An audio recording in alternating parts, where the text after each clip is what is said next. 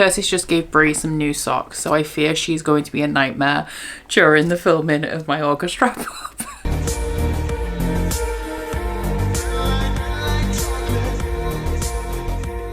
Oh, baby, you can't chew them on my knee. Labradors, eh? So August is now my third worst reading month of the year. And that is actually not to say that it was terrible, but the interesting thing about August is that I do actually feel like I read a lot. I got through 8 books, which isn't a small amount of books, not even for me. But I guess the page count wasn't really significant in most of them. I did read a really big book though, and a lot of them were around like the 400 page mark. The good news is though is that we did find a new favorite in August, which I'm really excited to talk about. And I also read quite a few pretty recent releases, as well as a bit of a mix of genres. So if you want to get into the stats, in August I read 8 books that added up to 3,083 pages and broke down to an average of 99 pages a day. Typically for me, a daily average is at least 100 pages, so I have no idea what was going on here. For the star ratings, I read 1 2-star read, 4 3 stars, 2 4 stars and 1 5, breaking down to an average of 3.37 per book. Once again, I thought that I was enjoying the majority of what I read, so I don't know how I ended up with 4 3 stars and 1 2. For the demographics, I read just 1 young adult and 7 adult. For the formats, 5 of them were just regular standardly formatted novels. I listened to 1 audiobook and read 1 ebook and 1 manga. For the genres, I read 4 fantasy books, 2 contemporary, 1 fantasy romance and 1 thriller. And finally, for the places where I source these books from, 5 of them are actually books that I've hauled in 2025. 2 of them were from my own TBR that existed prior to the start of 2025, and 1 of them was sent to me by the publisher. I haven't had my iced coffee yet today. I don't know how we're functioning. So a lot of these were for the last episode of Shelve It or Scrap It, and I actually snuck in one from the next episode of Shelve It or Scrap It as well, just before the month ended. But the first book that I read was For Ruined Realms by Mike Holland. This one was the audiobook that I listened to in the month. If you are a fan of a full cast audio, would definitely recommend picking up this series. This is the second book in the series. The first one is 5 Broken Blades, and it is a adult heist story following 5 people who at this point are actually pretty down on their luck. They don't have a lot going for them at the minute, and so when they are offered an opportunity to get something that they very much desire in exchange for helping someone to kill the king, they all jump at this opportunity. So the kind of people we're following in here, we have an exiled prince, we have a kind of like a mercenary, there is a courtesan, there is the son of a lord who does not really like the way that his father operates and also hasn't been treated very well by his father, as well as a couple of others. I think one of them's like a very skilled thief, and all of them have a certain skill that they bring to the table to be able to accomplish this mission. The book is multi-perspective, so we follow each of the Broken Blades. There are 5 Broken Blades in total, but then we also have a 6th character who is that son of a noble who's kind of along for the ride to observe one of the other Broken Blades. And as they embark upon this mission in pairs, actually, they start to learn a little bit more about each other, and we start to learn the reasons why they've actually signed up for this mission, even though it is incredibly dangerous. A lot of people say that this series is pretty mediocre, and I will admit that in terms of like fantasy heist stories, it doesn't do anything especially new and different. It's kind of in the same vein as like 6 of Crows, but I do still feel like it is executed fairly well. I gave this book 4 stars. I gave the first book in this series 4 stars because while I don't feel like it's really pushing the boundaries of the genre, I feel like it is very enjoyable. The plot is paced quickly enough that like it's constantly moving, but not so fast paced that I lose the thread really easily, because I'm not somebody who enjoys fast paced fantasy books. The characters are enjoyable. There is romances going on here, there and everywhere, which can be quite predictable, but because I am very familiar with this kind of story, it's almost like a nostalgic read to me, and that combined with the fact that we have a really enjoyable full cast audio makes this just a super fun, enjoyable read for me. There are quite a few plot twists in here as well. We have a ton of betrayals and backstabbings, secrets that our characters are keeping that maybe connect them to other members of this band that we previously didn't know about. Overall though, I definitely would recommend this one. I probably recommend going in with like low expectations though, to give it the opportunity to surprise you, because I feel like a lot of people went into this book really expecting a lot from it, and that is why they were maybe disappointed. I then read a manga. This was my Patreon pick for the month actually, and I feel like it's been a long time since I've picked up a manga, especially a contemporary one, which are actually my favorites. And the one that I read this month was Our Dining Table by Mita Ori. This one was my second 4-star of the month. I enjoyed it a lot. It's not one of my favorite mangas of all time, but I just really like contemporary wholesome manga stories, and this one definitely delivered. This one is a boy love story, and it is about this man who doesn't like to eat with people. So he seems really standoffish and closed off because his colleagues will invite him to go out with them for drinks or for dinner, and he always says no. So eventually they think that he's just like really antisocial. And one day he's eating his lunch on a bench when this kid comes running up to him and he's like, oh my god, what do you have? Can I have it? So he gives the boy some of his lunch and he loves it. So his older brother comes along and he's like, dude, what are you doing? Like, stop harassing this man. And the little boy loves the food so much that he asks the man if he will teach them how to cook, because they have recently, well, not super recently, but they have lost their mother. So they're living with their dad. The older brother has taken up a little bit of a parental role with his younger brother, like he's very involved in his upbringing. So these two start to bond over food as Yutaka starts to come over to Minoru and Tane's house to teach them how to cook, and in the process he's healing his own trauma around eating in front of people and developing some connections that he's missed out on because of his fear of eating in front of people. Like I said, I really like contemporary manga that is wholesome but also deals with not necessarily the darkest topics in the world, but has just like something a little bit more serious under the surface, which this does, because our brothers Minoru and Tane are kind of still grieving their mother. It's been a while since she passed, but obviously like there's a big hole in their lives where their mother used to be, and Minoru especially is trying to fill this for his brother so his brother doesn't hurt as much. And we also have the issues that Yutaka has with eating that stems from his childhood and experiences that he had growing up. This one was previously a one-shot, but it was actually a really good time for me to pick this up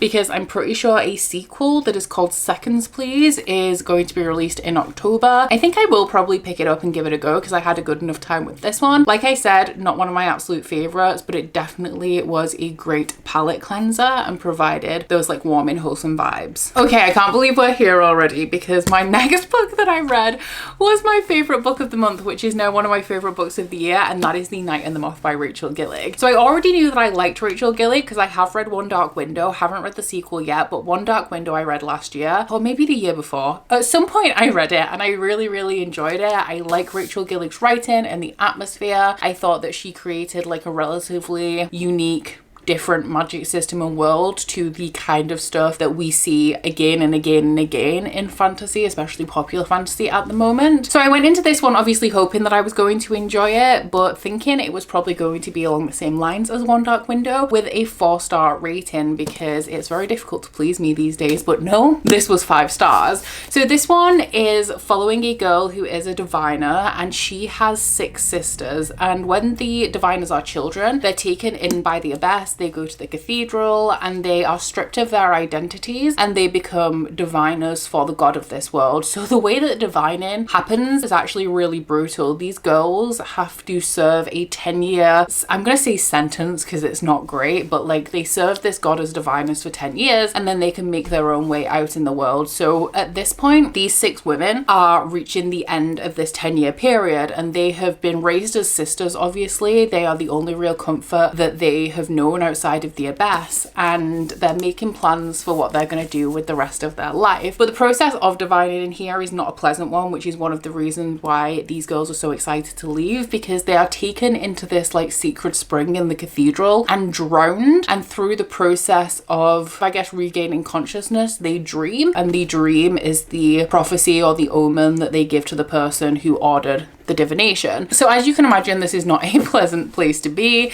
and because of this, some of the girls rebel. They often sneak out. They've had altercations, brief ones with outsiders. Sometimes they go out, they get a little drunk, they do some recreational drugs, and then they come back to the cathedral in the morning and they once again take up the mantle of the good little diviners that they're supposed to be. Everything kind of changes for the diviners when the new king arrives at the cathedral to ask for a prophecy that will foretell the success of his reign. And along with the king is a band of knights, including Bad Knight Rory, who is my man. And you know what? I wasn't sold on him to start off with, but damn, the further we got into this book, the more I was a fan of Bad Night Rory. So essentially he is blasphemous, he's a heretic, like he believes in something, but he doesn't necessarily believe in this process of divination, and this makes Sybil so mad. But when the diviners start to go missing one by one and she has no idea what's going on, she calls upon the king and Bad Night Rory to help her track down the missing diviners so that she can find her sisters and embark upon this life that they have always wanted together. So as usual, Rachel Gillig's writing style is beautifully atmospheric, and something that really surprised me about this actually going into it is that based on the aesthetic of the book, like the regular edition as well as the Fairy Loot, and also based on what I've experienced from Rachel Gillig before and the synopsis of this, I really thought it was going to be a very like darkly haunting, dream-like, ethereal kind of narrative. And while it definitely has gothic elements in here and is definitely atmospheric, tonally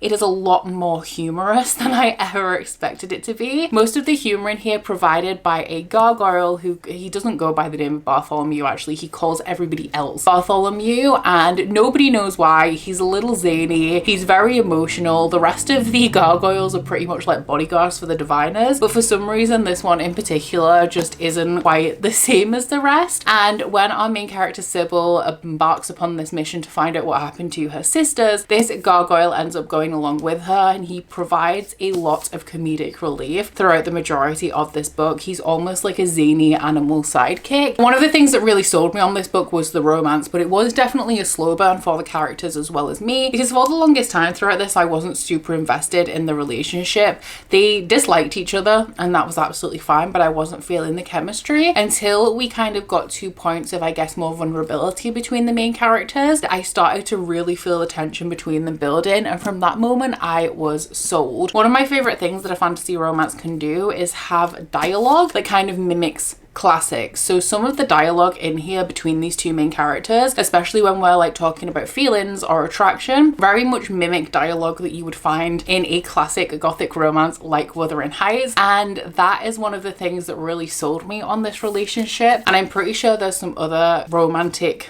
leaning books that I've read recently that also have this dialogue that feels not necessarily out of place, but definitely harkens back to an era that is not necessarily significant to the setting of the book. In terms of the plot of this one, I did enjoy it. I know a lot of people thought that I maybe wouldn't because it has a quest-like structure, and I feel like Rachel Gillig balanced this perfectly, where it does have that quest-like structure where we're going to each place to accomplish a certain task and then move it on, but the timeline of it within the narrative wasn't too extensive. So yeah, if you haven't picked up The Night and the Moth, I would definitely recommend it. It's not often that I'm recommending romantic stories these days, although saying that, over the last 2 months I've read a lot of really good romantic fantasy that has been released this year, and I would like to make a video about it, but I think I need either 1 or 2 more recommendations to do like my normal 5-book recommendation video. But yeah, I've been enjoying a lot of what I've been reading recently, which is great. Sadly, a book by another author that I've read and enjoyed before that didn't hit the mark was Oh, you're in the way, baby. Was Cursebound by Sarah L. Arifi. So I'm a really big fan of the Ending Fire series by this author, although the last book did miss the mark a little bit for me. And I have read obviously the first book in this series, Fairbound, and I also enjoyed that one. But unfortunately at this point I am going to be DNFing this series after book 2. So to give you a little bit of information about the plot of Fairbound, it is following 2 elven sisters who live in the Elven lands. There is a civil war going on and they are fighting over these precious resources. This is a world where there used to be humans and also fae, but at this point only the elves remain. One of our main characters, Yerin, is a general in the army, and her sister, who is called Lettel, yes, is a diviner, and Lettel gives her sister a prophecy that says that she's going to seek glory to the east. So Yerin has actually been very newly promoted, and she goes out on this mission that doesn't really amount to anything. So she remembers what her sister says, she tries to seek her glory in the east, and she actually leads her battalion into an ambush that results in heavy casualties. So when she goes back to her home and she meets the chief exiles her, and Lettel in solidarity follows her sister into exile along with Yerin's second in command, who feels like he is at least partially responsible for what happened to their battalion because he also like backed her decision to go to the east. So they all leave the Elven lands and they end up stumbling across the world of the Fae, and they realize that what they thought about their world is actually a very limited view of what is really going on. So I don't understand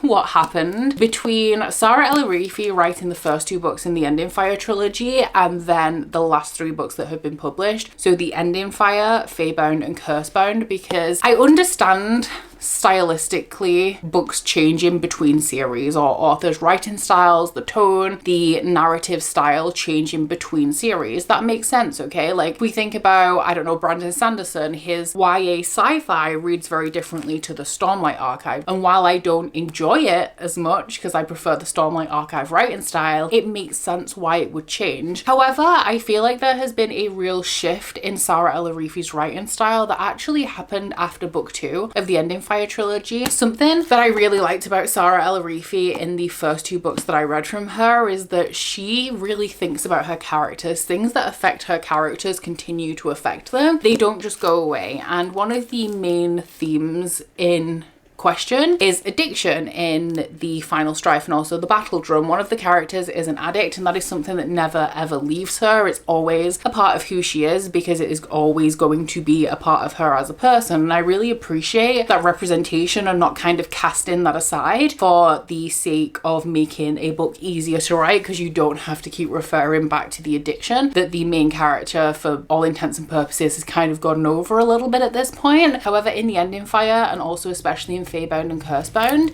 I feel like there is no weight given to the actions and events of the book. So very dramatic things happen, things that have lasting impressions on people, and they are kind of forgotten about and swept under the rug so we can move on to the next thing. Especially in Cursebound, I felt like everything was very surface level. The plot was moving very, very quickly, and we had some big traumatic events in the lives of some of our, especially our side characters, but our main characters, our 2 main characters as well in here. And I felt like there was no time given for the characters to really breathe around this situation before they had to push all of that aside and just kind of move on to the next revelation that they were discovering, which I didn't feel to be especially realistic. And it's just so strange to me given how well I thought the character development was at the beginning of the Ending Fire trilogy. So essentially my issue with this is that I just wasn't deeply invested. I felt like nothing had any consequence. I didn't care about the characters, and I felt my mind wandering a lot when I was reading this. So it's actually really difficult for me to DNF a series when I'm 2/3 of the way through it, especially because they're not very long books. But I just know that if I were to pick up book 3 in this series, I either would just be reading it for the sake of it and find my mind wandering again, or I actually would struggle to follow it because my lack of investment in this one meant that I was not as focused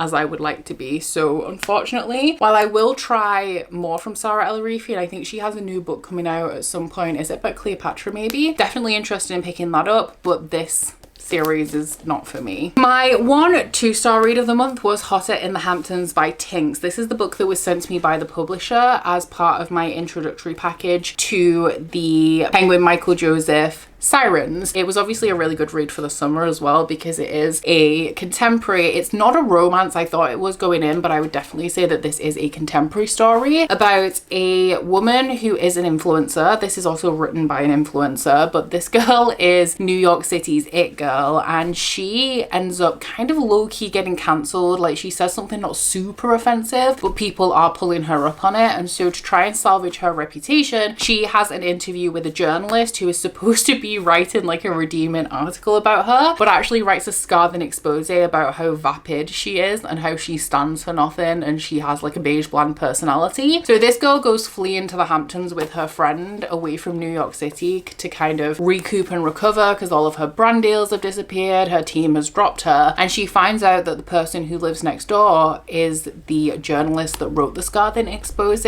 However, our main character also finds herself questioning her sexuality after her boyfriend has also broken up with her at the same time that everybody else dropped her, and so she ends up having a summer fling with this journalist while they are in the Hamptons. This book for me, like, it wasn't amazing by any means, but I did have a good time with it. I thought that it was entertaining. It reminded me a little bit of like Sex and the City. I have read the Sex and the City book by Candice Bushnell many years ago, and I actually didn't like it very much, but I feel like tonally it's in that kind of same vein. It is a very self-important, material realistic narrative that we're following here. And this story is mainly about the main character kind of refinding her identity after spending so many years like just selling out for the sake of money and influence, but also at the same time exploring this other side of her and this other side of her sexuality. I would recommend this book if you already have it. I wouldn't necessarily recommend you go out and pay full price for this, but if you already have it and you're going on a beach holiday with a stack of paperbacks that you plan to leave behind at the resort, then I feel like this would definitely do the job in that regard. It would entertain you in the moment, but I don't feel like there's any real need to keep it on your shelves. After that, it feels like a very like summery holiday type of read. In terms of like critical thoughts, I just generally didn't think about this book too deeply while I was reading it. If I did, and if I were to really dive into it, there's a ton of things that I could say about especially the main character's behavior and her hypocrisy throughout here, and how she's kind of supposed to be developing as a person, but she still remains to be very selfish and does what she wants, while also accusing other people of being selfish in a way that we're supposed to think is valid. And like, maybe it is, but honestly, like, don't throw stones in a glass house, you know what I mean? So yeah, the main character wasn't particularly likable. The plot wasn't especially revolutionary, but it was entertaining while I was reading it. Something that did kind of disappoint me, I ended up enjoying it by the end, but I really just struggled through at the beginning, is This Monster of Mine by Shalini Abesakara. And I had such high hopes for this. On paper, I should have loved this book, but for the longest time, I felt absolutely nothing, and it was so frustrating to me. So this one is following a girl who was going to an academy to learn to be a healer in the city. So she came from this small town. She's not somebody who comes from privilege, and she'd gone to the city to stay with her friend who was training at this academy to become essentially like an investigator. They called judicias or something, and somebody tried to kill her. She got thrown from this tower. Her entire body was broken, and everybody thinks that she died. They have no idea who she is or why she died, but they thought that the girl who fell from the tower was dead. However, she was actually patched up and sent off back to her hometown, so she's been saving up after all this time to come back to this academy to train to be, what are they called? They are judicias, right? No, they're petitos. I still don't know if I'm saying that right, but essentially the petitos have magical abilities where they can tell if people are lying. They can mind read people to figure out the truth, and they can also pull that information from the person's brain and project it for like a courtroom or like a jury or just a general crowd to see the truth of the matter. And these petitos work very closely with the tetrarchs, who are the judges of this world. So she has been biding her time to come back and train to be a petito so that she can get to the bottom of what happened to her, why somebody tried to kill her, and get her revenge ultimately. But it turns out, since somebody tried to kill her, a lot of other people have died, and weirdly, the majority of them are petitos. So now the academy has scrapped the tuition fee because they are so desperate for these petitos. And so our main character ends up just going to the city and walking into this role where she is assigned to the judge that she believed is actually the one who tried to kill her. So this is kind of like a enemies to lovers kind of story. It's inspired by the Roman Empire. It has some like gladiator type parallels as well, but it also has this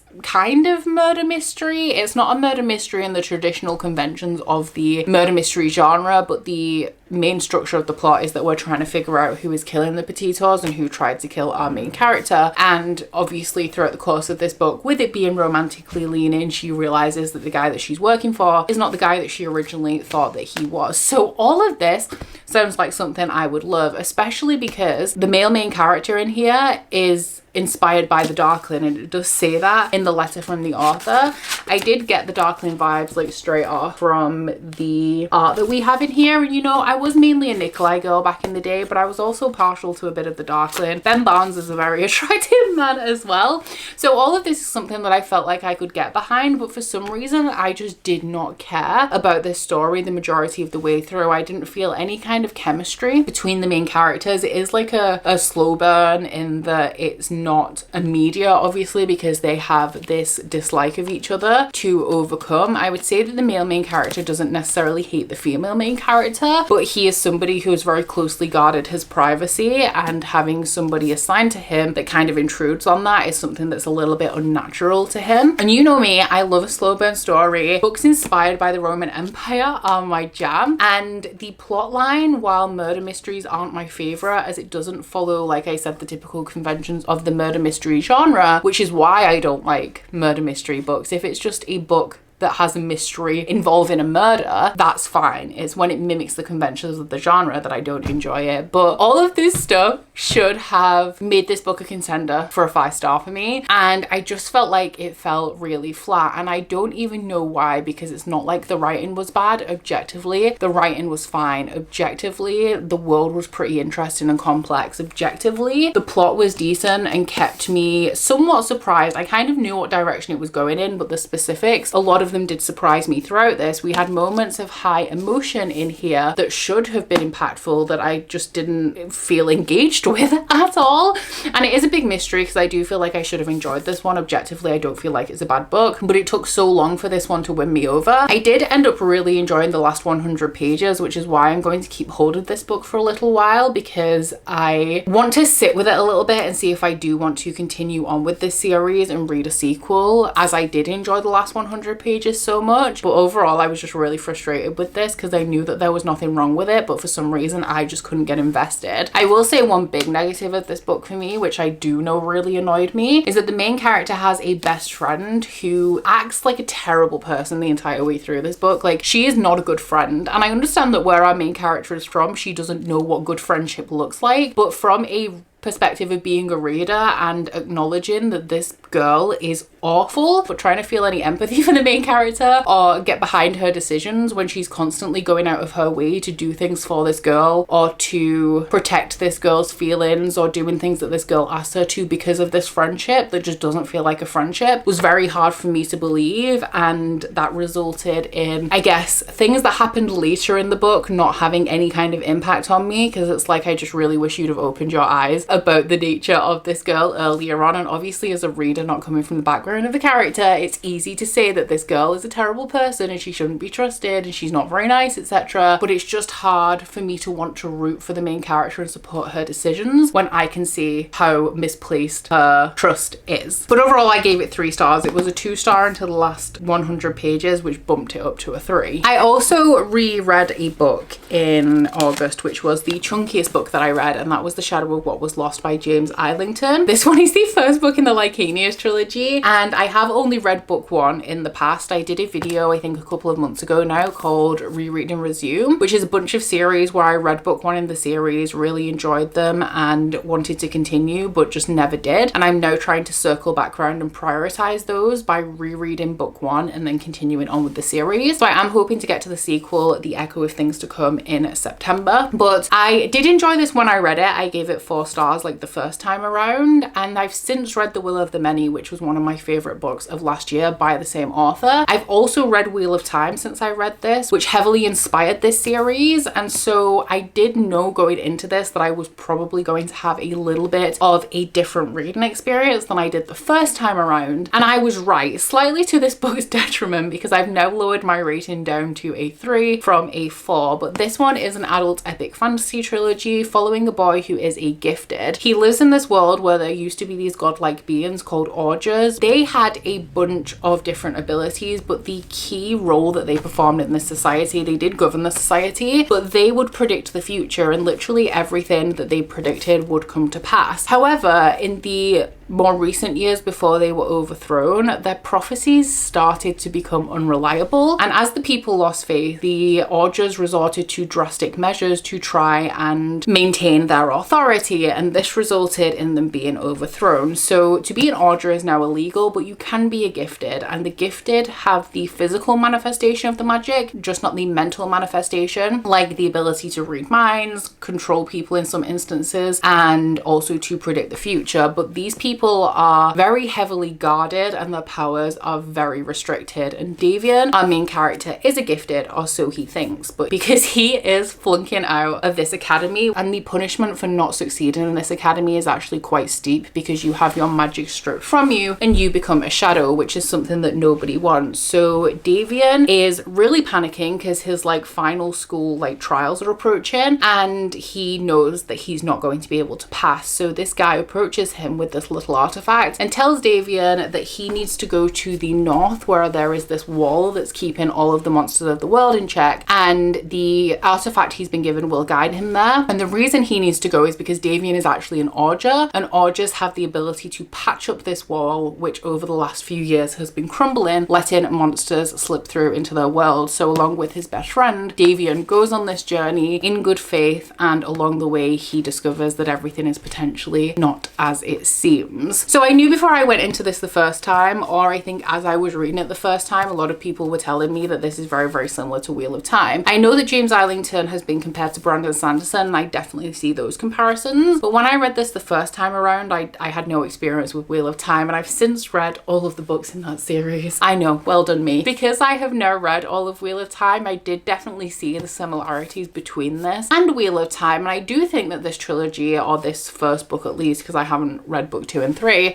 is almost a homage to Wheel of Time, because even in terms of the narrative and the way this story is told, it is very different to the narration of The Will of the Many, and it almost mimics the writing style of Wheel of Time. Because something that I didn't love so much about this is that I do feel a level of detachment from the characters because of the writing style, which reminded me so much of Wheel of Time, where on the flip side of that, if we talk about The Will of the Many, the writing style, the atmosphere was so engaging that I did not want to put that book down. It was so absorbing. There are certain elements of this world that are also very reminiscent of Wheel of Time. We have a race of lizard people that play a small part in Wheel of Time, but also have a very similar role in here, as well as kind of this magical, mystical city that we spend a lot of time with in this book, that also is very reminiscent of the place where the lizard people actually are in Wheel of Time. The way that we have this prison that is trapping this big bad guy and all of the monsters in the world is very much like Shadol Goth in Wheel of Time. Take a shot every time I say Wheel of Time, guys. So I definitely saw a lot of comparisons between the two, and I do think that it was to this book's detriment, because even though I didn't dislike the inclusion of those things in this book necessarily, the way that it reminded me of certain elements of Wheel of Time, which we all know is not my favorite series ever, I found it to be quite tedious, too slow, like